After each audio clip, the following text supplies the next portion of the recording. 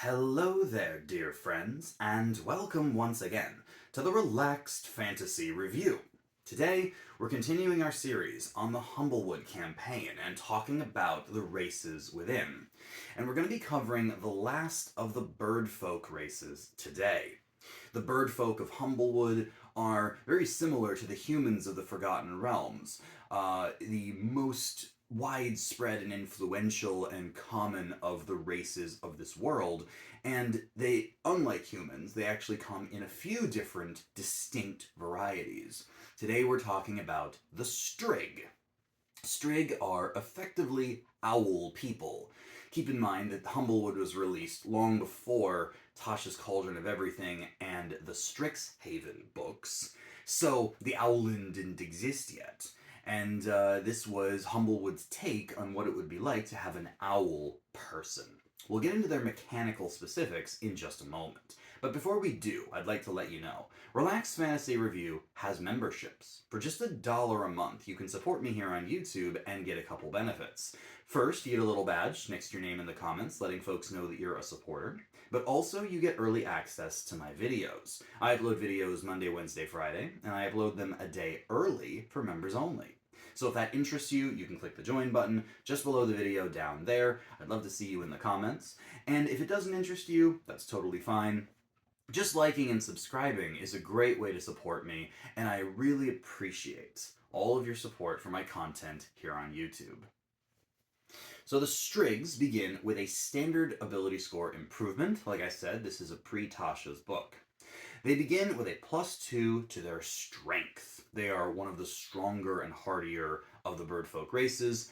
Strength is one of those skills that is essential when you need it and completely unessential when you don't. It's one of those that is specific, but a lot of people like it. I give a +2 to strength an 8 out of 10. They are a medium-sized creature. They have the mechanical benefits of being medium-sized, and I think that it is the superior of the two sizes you can be most of the time. I give being medium-sized a 10 out of 10. And they have a standard 30-foot walking speed, which is totally normal, and that is a 9 out of 10. They also have a glide ability. In Humblewood, the birdfolk cannot simply fly at will. They instead have wings that allow them to glide. When they fall, they can use their reaction to spread their wings and reduce all of their fall damage to 0 and their speed to 60 vertical feet per round. In addition, when they fall 10 feet, they can move up to their movement speed horizontally, giving them a lot of air maneuverability.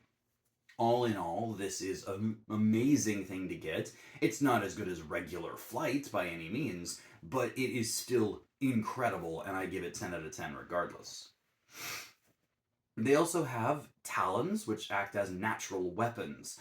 Their unarmed strikes do 1d4, a little less than the standard 1d6 that we've seen from a lot of races in recent D&D. Still, an unarmed strike like this is better than nothing.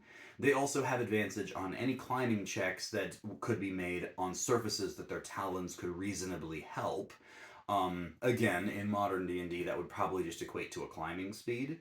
So that this is a little bit of an outdated feature, but it's not bad. It's just not quite as potent as we've seen recent times. I say 7 out of 10. And they have dark vision, something that we haven't seen on other birdfolk races much. Dark vision is a fantastic feature that everybody who doesn't have wishes they did. So 60 feet of dark vision is worth 10 out of 10, no question. And then they have a special feature called patterned feathers. This is very much an owl stealth sort of thing, and they get advantage on stealth checks whenever they are in a forest. Now, in the Humblewood campaign, that's most of the time. A good portion of the Humblewood world takes place in a forest. And I would say that in regular D&D campaigns, outside of like very specific ones, like, you know, being in an urban environment or a desert or a water-based area, I'd say forests are one of the more common biomes that you'll find in D&D. It's very normal for adventurers to find themselves wandering into the woods. And having advantage on stealth is a great power. Again, we can refer to the more recent race, the Owlin, who simply got proficiency in the stealth skill, which is a superior power, but this specialized power still has a very, very, very good use case, and I say it's an 8 out of 10. Finally, they speak birdfolk, which is the equivalent of speaking common in their world. Everybody speaks birdfolk. And no other languages, unfortunately. That is the only language that they speak. And most races are bilingual, which means that I'm going to have to give this one a 7 out of 10 only. And then they have two sub-races, two different types of strigs. Firstly, the Stout Strig. They gain a +1 to their Constitution, one of the most varied stats in all of D&D. Everyone wants it because everyone wants more health. It doesn't matter what class you are. Constitution is usually your second or third pick. And a +1 in it, I give a 7 out of 10. They also have the Imposing feature. This gives them proficiency in the Intimidation skill. A great proficiency to get. I would say that it is the lower tier of the charisma-based skills, but the charisma-based skills are just awesome anyway. So I'm going to say an 8 out of 10 for this. And finally, they have the Brawler feature. This allows them, when they successfully hit with their talons, they can use a bonus action to grapple a creature. This is great if you're playing into the unarmed strikes melee thing. Fantastic on a monk, pretty good on an unarmed fighter or a barbarian. It's a good feature to be able to bonus action grapple, let's just put it that way. I will say that it does require talon attacks, which, again, unless you have another way of boosting your unarmed strikes, like being a monk, then this means you're reduced to using your talons for fighting, and that's unfortunate because they're not that strong. But I suppose if you're playing into a grappler build, you probably have other ways to do damage. I'm going to give this feature 7 out of 10. It's okay, it's good for when you play into it, but it is a little bit specific on how you have to use it. And the Stout Strig overall, I'd say 8 out of 10. A pretty good build. The other type of Strig is the Swift Strig. They gain a +1 to their Dexterity, the most versatile and arguably best stat in D&D, and a +1 to it, I give an 8 out of 10.